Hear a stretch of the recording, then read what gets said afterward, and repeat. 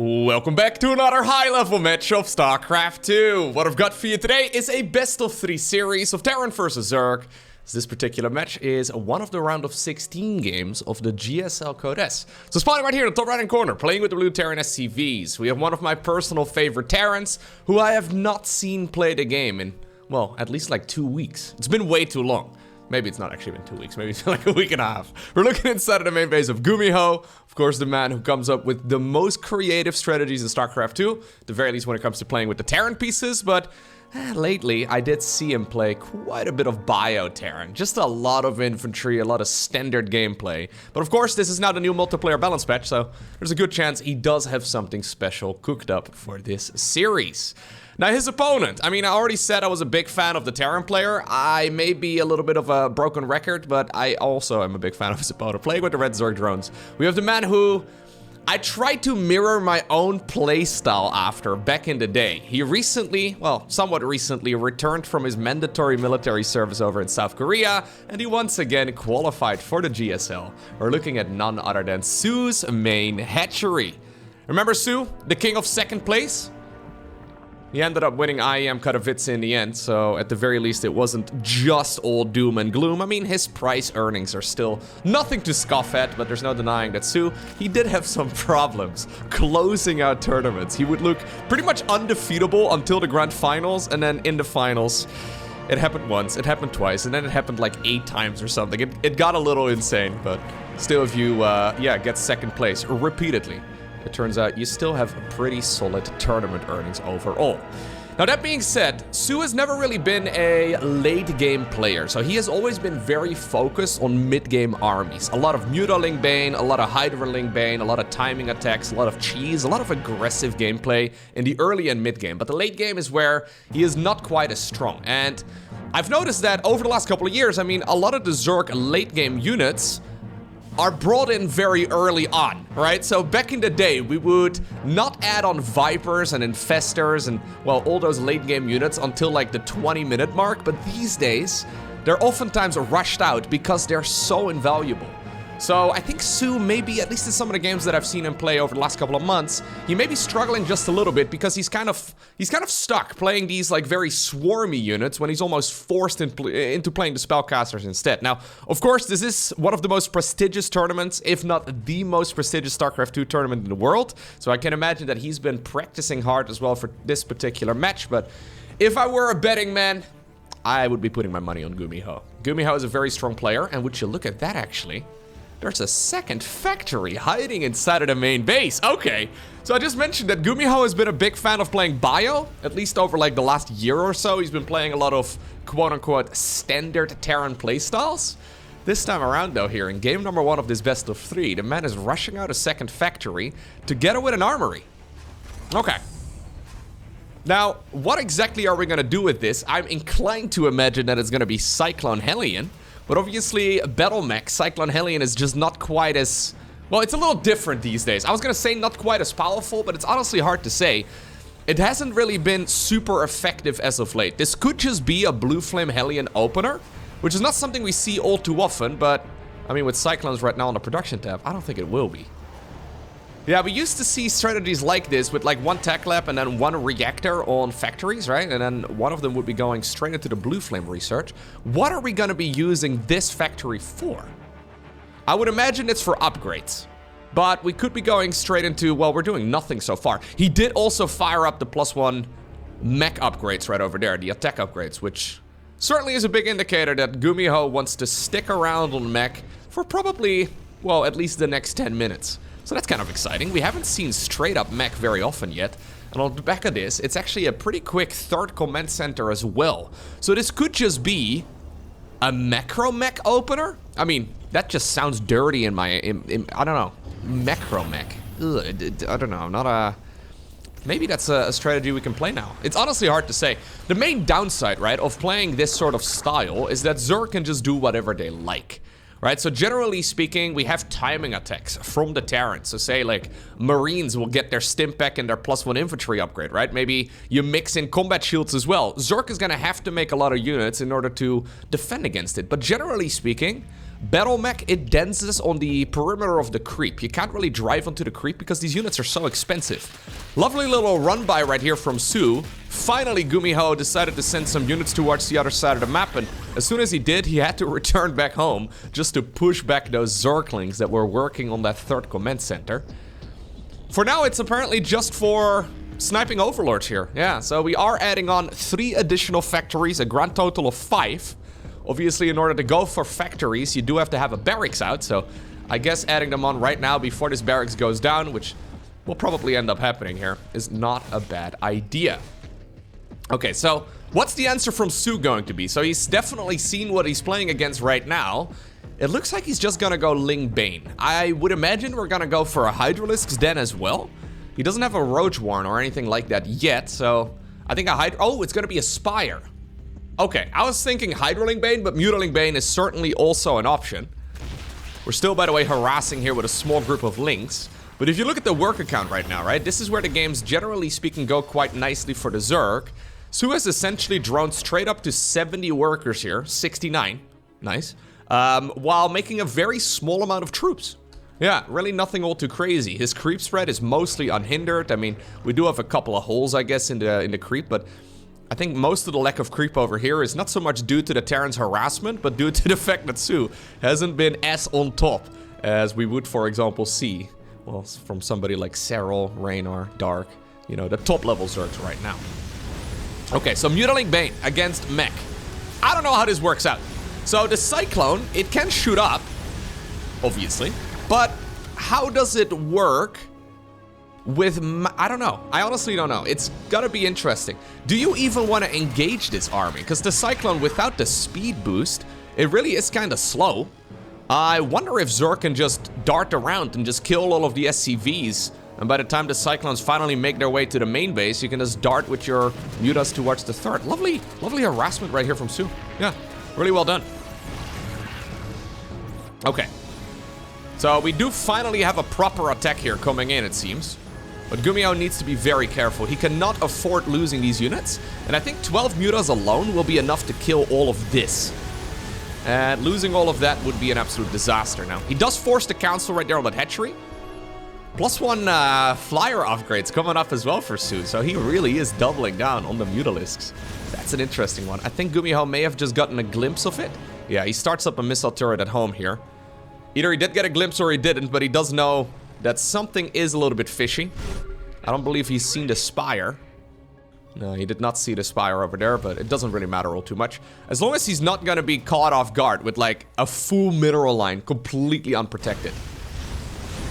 So this is, oh, no cancel there. This is just straight up Mech.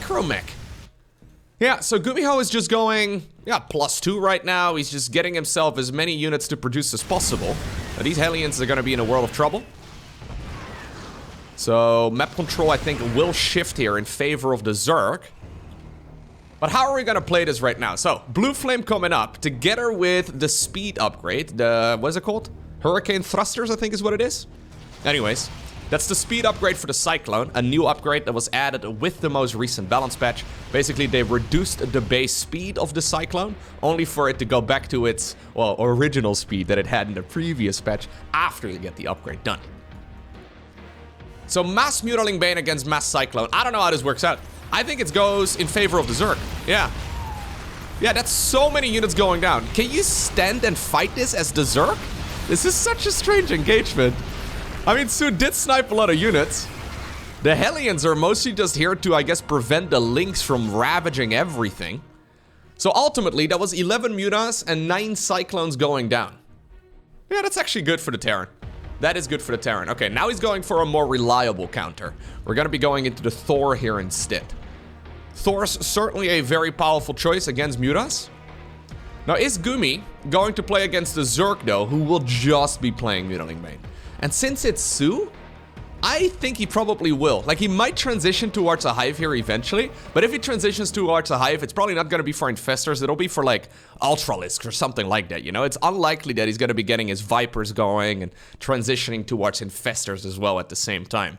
Unless he sees an absolute need for it, I don't think he will go ahead and choose to do so. GuMiho's 4th command center is about, well, 2/3 of the way done. He's keeping his opponent occupied on the other side of the map. Okay. Yeah. The Terran army has been growing, though, so that's 20 Cyclones. 20 Cyclones together with 3 Hellions. He did get an engineering bay to be able to produce, I guess, missile turrets, and we're now also going to be going into the high-sec auto-tracking upgrade. That's an upgrade that allows the missile turrets and the planetary fortresses 1 additional range. I know. It's a strange upgrade.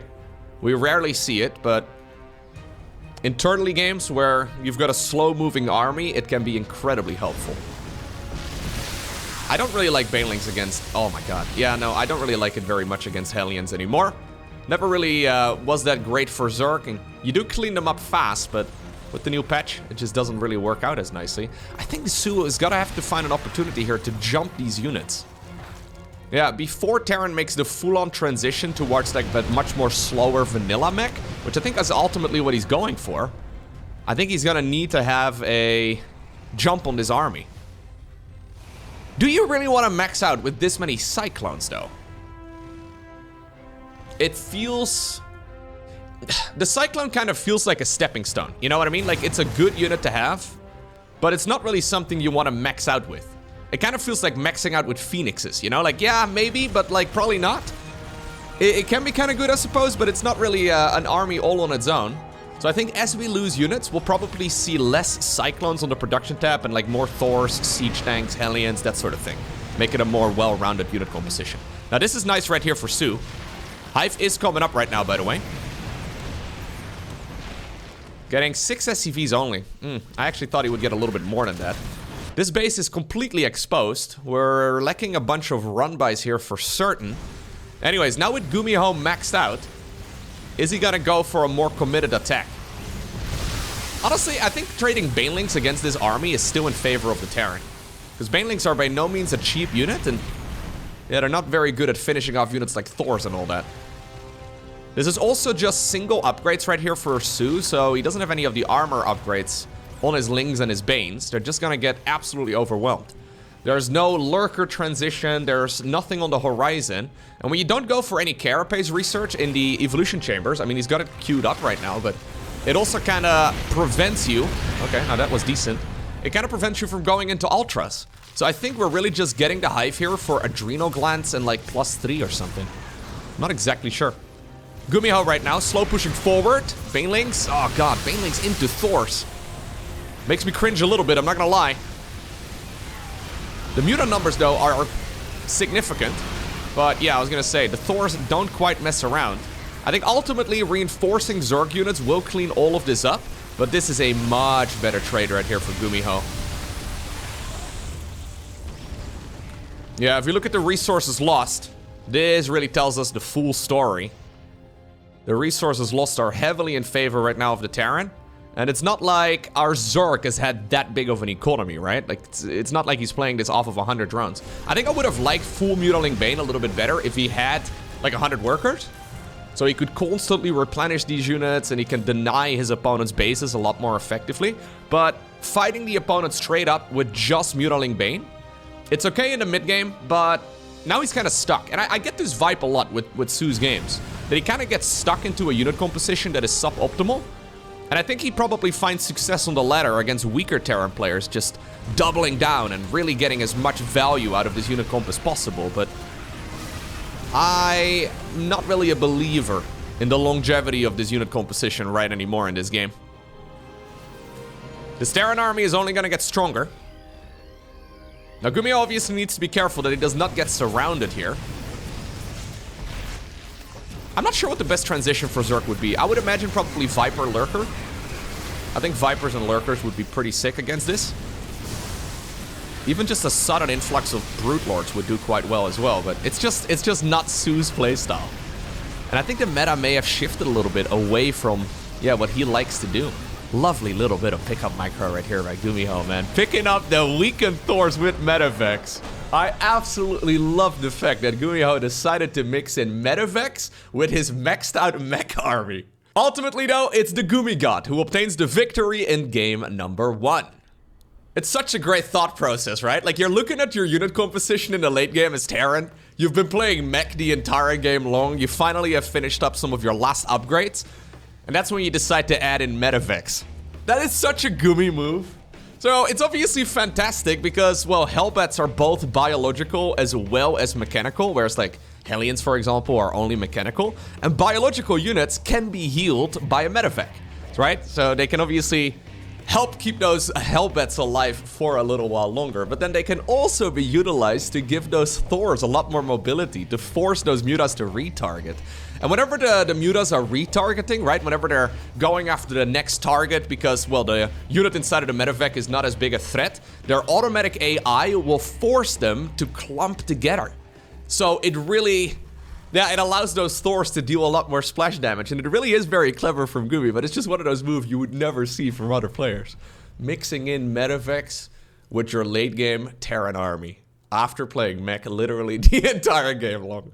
That's so fun. Okay, anyways. Oceanborn is going to be game number 2. soO has decided to open up with a spawning pool first and a quick gas geyser as well. I think this is just to make sure that he doesn't get cheesed, because there's no denying that GuMiho is a fan of building barracks on the other side of the map. We came up with a name for this, by the way. I saw somebody post a great name for the animal that is flying around this base. It still bothers me. Yeah, it's still, I don't like it. I mean, it's fun, but as a player, it's very annoying. It's the only thing I see, man, when I'm on this side of the map. I actually had a game. This is the biggest StarCraft 2 first world problem ever, okay? But I played a game where I saw a glimpse of this, like, sea creature's shadow on this side over here, and I thought my opponent was boosting medevacs into my main base. Because I only saw, like, the glimpse of the shadow somewhere over here. I was like, oh crap, I got it. And then I realized it's this little section over here that kind of throws it off a little bit, because some of the shadow is over here. So you only, like, in StarCraft 2, you make split-second decisions all the time. I thought my opponent was going for a medevac drop, and I frantically tried to figure out where those medevacs were. Turns out there weren't any. It is a little distracting, and it definitely is a slight advantage to spawn in the top section of the map. Anyways, couple of links. Going across, getting a bit of work done. As long as Jimmy is here, though, it shouldn't be a problem. Well, Jimmy was there. He's now dead. If Jimmy was microed perfectly, it would not have been an issue. Generally speaking, what you do as Terran, so this is one of those moves that rarely is significant, but in a game like this definitely pays off. Generally, what you do if you play a normal game of StarCraft is you go for a Reaper, then you go into a Marine just to protect the SCV that builds the CC on the low ground, and then you finally go into the add-on. Sometimes we see Terran players skipping that second Marine, that second unit that pops out of the barracks, and yeah, you can be punished for it quite aggressively. Let's just leave it at that. By the way, before this game gets properly underway, if you could please take a second to hit the like button down below. It really does help. If we get, oh wait, I have to do a YouTuber thing, right? Where I have to try and guilt trip you into it. If we get 2,500 likes on this video, I will upload a video again on Monday. If we don't, I will also upload a, no, God, I'm not very good at this. Anyways, Zerglings managed to run in, getting a little bit of work done. Okay. Ultimately, though, that's the Lings going down, killing 3 SCVs and a Hellion. Not a bad beginning right here for soO. Especially, I thought for a second, did he just... I think he had the burrow upgrade right there on the production tab for just a moment, but that probably was a misclick. That is a... that's an interestingly timed Roach Warren for sure. So he goes for an extra gas here to get rid of Roach Warren. He makes Overlords, and is he gonna make more drones? That's my main question. No, this is a push. I was wondering if this was a defensive Roach Warren or not, but he's gonna go for an attack. So he's preparing Overlords in advance right now, and he's saving up Larva. Because that Hellion ended up going down, and because he's been aggressive with Zerglings on the other side of the map, GuMiho feels compelled to sit at home and play this as a defensive game. Also, his link speed was delayed by like 15 seconds there, maybe 20 seconds or so, during that aggression, because that I think is supposed to be a little bit further. 10 Roaches coming up. So far, completely unscouted. GuMiho does not know what he's playing against. And this is what soO is very well known for. He's very good at, like, playing his opponent. Yeah, he's like, come, Hellions, come chase me.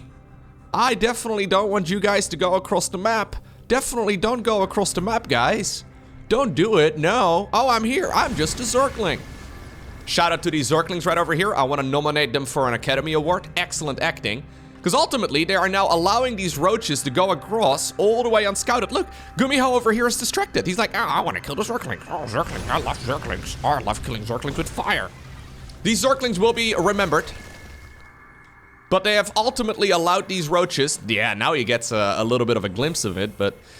He's ultimately now allowed those roaches to go across the map completely unscouted. Great play right here by soO. Stimpack is not done yet. Normally it's done with this particular attack. Even when you go for a Roach Warren at like 3.5 minutes. And I think this Roach Warren was at like 3:45 or so?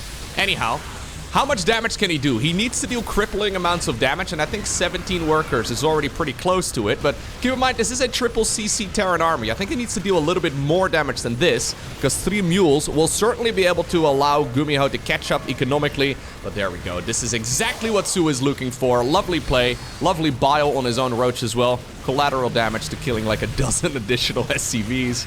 The Cyclones here try their best to keep this base stable. But it's soO who obtains the victory. And that takes us to the map site Delta. Game number 3 in this best of 3 series. I think if you're GuMiho here, what you're looking to do is force the game to go the distance. It seems to me that GuMiho is a little bit more comfortable in the macro game, and well, I think if this game does go to like the 20-minute mark or something, GuMiho will probably win 9 out of 10 times. So if that's the case, I think what you do as Terran, I think what you want to go ahead and do is go for a standard opener, barracks into Marine into command center on the low ground. Probably a 1-1-1 right away. So you probably want to delay your third command center until after the starport. That's what I would go ahead and do right here. If I had the skills of GuMiho and I could actually beat players like soO in a macro game. I think that's probably what we're going to see. I would not be surprised though if soO once again decides to go for an aggressive opener. Now, this is a pool first with a delayed gas geyser. So a little bit different once again compared to the previous game. That hatchery on the low ground is going to be a little bit late. I'm a bit surprised here that GuMiho did not go for an SCV scout. That could obviously mean though that he just has a build prepared that will basically be good against everything. Because really, what are the odds of your opponent going for like a 13-12? I mean, they're certainly not 0. From somebody like soO, he could definitely be rushing out link speed and just go for an all-out Zergling push, but it is not a very common strategy at this level of play. So these 4 links though could be a little bit troublesome. We should see a Marine, there we go. That Marine once again is meant to protect this command center on the low ground, but the problem here is if you don't go for an SCV scout ahead of your Reaper, the Reaper is gonna see that there's, well, a pool first opener from the opponent, but by the time you find out, by seeing the timing of your opponent's hatchery, the lings are already gonna be across the map. So soO is gonna be able to start harassing this base pretty easily, and, well, any slowdown over here is awesome. Any delay, would be amazing. Now the SCVs are forced to pull away, yeah. So all of this could have been prevented. Lovely control here on these SCVs, man. Lovely dancing as well with Jimmy. Sorry about that, Jimmy. Even in death, he still danced. Anyways, that's 1 Marine right there for 4 Zerglings. Not bad whatsoever. And a command center, I don't think it even really was delayed at all. Okay, so the Reaper, I mean, it went across and then back home and then across once again. It will see that the follow-up this time around is not going to be as aggressive. I don't think that will be the case. Mostly, ooh, that was lovely. Oh, at least finish it off. Ooh. I don't think it's going to be super aggressive, although it could be. Mostly just based off of... Why did we mine 100 gas? Or close to 100 gas here. What are we going to do? Mostly based off of that gas timing. His link speed is not going to be nearly as soon. So in the previous game, he threw down a Roach Warren at like 3:45. If he didn't pull the workers out of gas, there certainly was still a chance. Why did we mine an additional 100 gas? I don't think this is the type of game where you can go for like Overlord speed or anything along those lines. Nah, I don't think that's going to be a good choice here in general for soO. Alright, anyways, we do have a straight 1-1-1 by the way. I want to see a command center right now. There we go. Beautiful. Yeah, so this is a very safe opener. This is one of those build orders that you play as a Terran player if you don't really want to take any damage, especially if you add the SCV scout into the mix. At that point, assuming you micro your units correctly, you're technically safe against pretty much everything. If you want to be super safe, you follow it up with Banshees as well. So yeah, we could. So Banshees are obviously really good against roach pushes. Most roach pushes hit at about the 5-minute mark. Yep. So this is about as safe as you can play right here as Gumi. Yeah. GuMiho is social distancing in a hazmat suit while rubbing himself with, like, you know, that burning alcohol stuff. Yeah, that's what he's doing right now. This guy has got an oxygen mask on.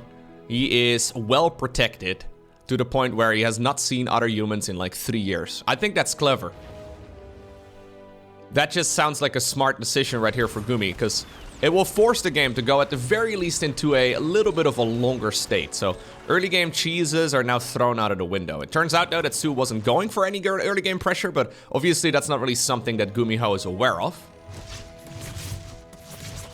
Lovely little Evo chamber block. Okay, so now we're still playing a macro game though. So what exactly is the unit composition going to be? Okay. Mutaling Bane, once again. So Mutaling Bane against, well, a mech opener, but also Mutaling Bane against a bio opener. So I guess this is just soO's go-to right now. Mutaling Bane all game, every game.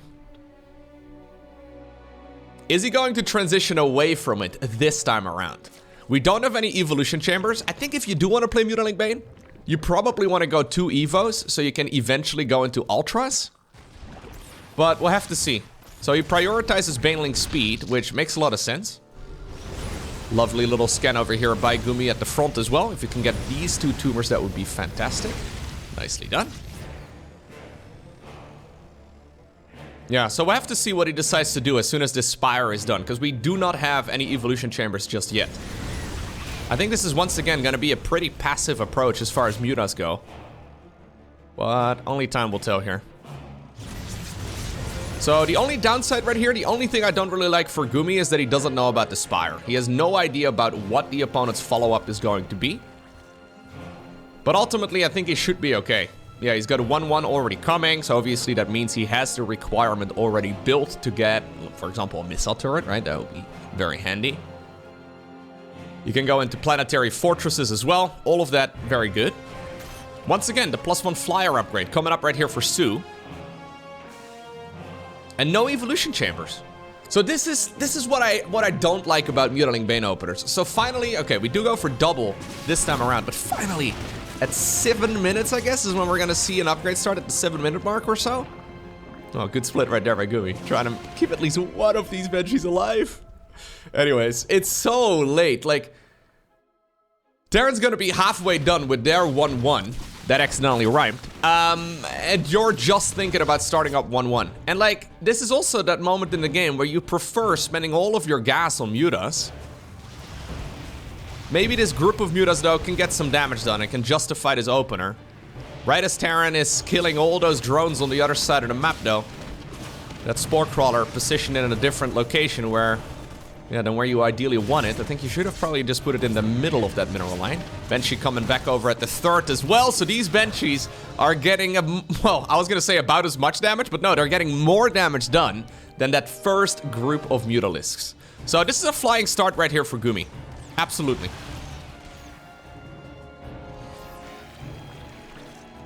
One, Stimpack, Combat Shield. All of it is done right now. Are we gonna go for an additional command center? What exactly is the plan from here? We have an armory already done as well, so we can fly straight into 2-2. There we go. You love to see it. Beautiful. GuMiho was already denying that creep in the middle of the map some time ago, so he is ready to continue doing so for a little while longer.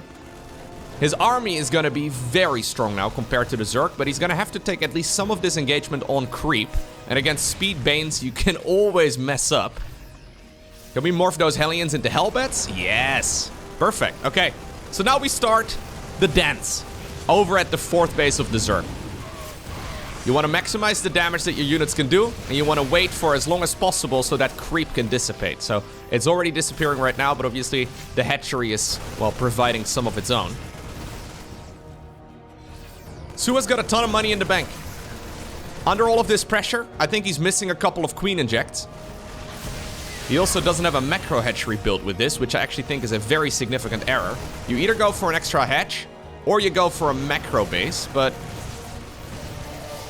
At this point, he doesn't have either, so he just does not have the amount of larvae you need in order to properly produce Mutaling Bane. GuMiho also knows this because that Banshee is up north, and it scouts the other potential base locations right here that Zerg could be going for. Now, apparently, this is the moment where soO decides to pull the trigger. Does he have enough stuff to overwhelm this Terran army? It looks like at the very least the Mutas have cleaned up all of this high ground, but now the reinforcing Marines have arrived as well. GuMiho was not done with this aggression just yet, and look at the clock right there. +2/+2 is going to finish up before 2-2 has even started for the Zerg player. He jumps on top of all of those Banes as well. The hatchery is gonna go down. Beautiful gameplay right here by Gumi. This is exactly what we want to see. Now these Marines, they are on a one-way trip, it seems. So they're gonna try and maximize their damage. Those Mutas are not gonna allow them to escape, but I think the damage here is gonna be maximized. Great positioning here. So many drones have gone down already. Finally, soO will clean this up, but that was costly. So usually what you do as Zerg, when you make your 4th base, is to make a 5th base as well.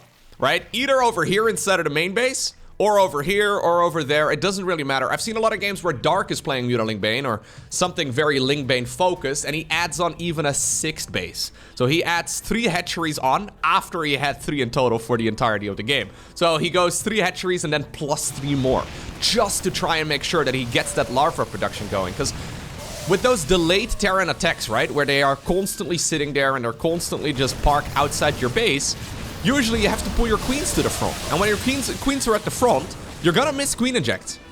Maybe not in theory, maybe not if you're Serral, right? But like in actual gameplay, you start messing up. Nice target firing right there by Gumi, targeting the Banelings down so he can stand and fight. 3-3 by the way on the back of this too. 2-2 has finally been fired up for soO, but obviously he does not have a hive or anything like that here anytime soon. He is playing catch up right now, and he is still struggling spending his bank. Okay, so this is apparently the moment where Gumi is gonna add on even more armories, or sorry, even more factories. These Mutas are gonna have to kill an entire mineral line worth to even get a glimpse of a comeback. GuMiho moving in. He's transitioning right now as well towards drilling claws. So that's gonna allow those Widow Mines to, well, speed burrow and speed unburrow now with the new multiplayer balance patch. I think taking a bit of a breather here and just slowing down the game. Waiting until you're maxed out is not a bad idea. Max out, finish up the 3-3 research, and then go for another attack. Now, Gumi wants to stay on the gas here, mostly because he wants to make sure that he can deny a lot of that creep spread. He wants to go straight for the throat here, but it is a little bit of a gamble, right? Because with all of these engagements happening all over the map, there's still a chance that Zerg is gonna roll the Banes into that bio army. But GuMiho so far, I mean, on point. Reinforcing units in the main base, pushing back the Mutas. It looks like maybe they got like a barracks kill or something, but that's really not that big of a deal. Okay. soO did finish up the base over here down south.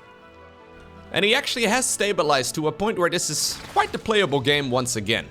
So he's got 77 workers, he's got a decent amount of army, but the problem is he has no tech improvements on the horizon. Much like game number 1, there is no late game transition coming up whatsoever, so he's kind of stuck playing this Mutaling Bane army. And the Terran is improving their force, right? It's no longer just Marines and a bunch of Hellions and Medevacs. We're now adding on Widow Mines, we're adding on Thors, we're adding on loads of splash damage that happens to be very good against this Mutaling Bane based army. It's also not like GuMiho's economy is small.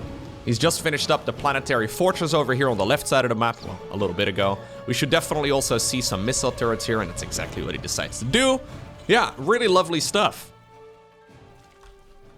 I think soO's best chance at this point is to take a fight on creep and to absolutely overwhelm the engagement. If he can, like, get the fight to take about 3 seconds in total, that will probably be in his favor, because he just wants to end this fight as quickly as possible. He needs to roll in the Banelings before the splash damage can really get underway. Now, we have seen Widow Mines on the production tab for some time, but not really that many of them are out yet. Little medevac drop over here, just distracting all of those mutas. Mutas right now heading on over in the main base, but they're ultimately just allowing this Terran army to once again park right outside the fort. So that medevac group will indeed be remembered as well, much like the Zerglings from game number 2. Widowmine decides to oh my god, unburrow, reburrow. They're very fast when it comes to that right now, and this is apparently the moment where soO decides to pull the trigger. He needs to clean up all of these Terran units. A lot of banelings are available, but they're not hitting the right target over there at the bottom of the screen. GuMiho on the perimeter of the creep. Excellent stuff. Needs to be careful, though. You don't want to be caught off guard right here on creep once again. Nice splits right there, all things considered by the Terran. The mutas trying their best to clean up all of those straggling units as well, but now there's just a line of Terran marching through the center of the map. soO still with so much money in the bank. We've had some additional hatcheries now, but I guess we're just a little bit flustered by all of this aggression from the Terran. There's a mule over here too. Maybe originally meant to like repair a Thor, or maybe he meant to go for a scan instead. GuMiho also with a lot of resources in the bank, all things considered. Shouldn't be happening at this level of play, but I just don't see how, soO is going to be able to get back in this if he doesn't transition away from Mutiling Bane. But in this game, he also doesn't really have a choice. 1,700 gas right now in total. 1,800 gas? Yeah, the hatchery goes down. I don't think it really matters. GuMiho has been mining a bit too much gas. He hasn't started up any ghost transitions or anything like that, and last time I checked, Terran does not have access to Archons either, so no proper way to dropping all of that gas down. Now soO, he's trading out his Mutalisks to, well, a bunch of Marines. And ultimately, that is going to destroy his chances in this game. It's GuMiho who obtains the victory 2-1.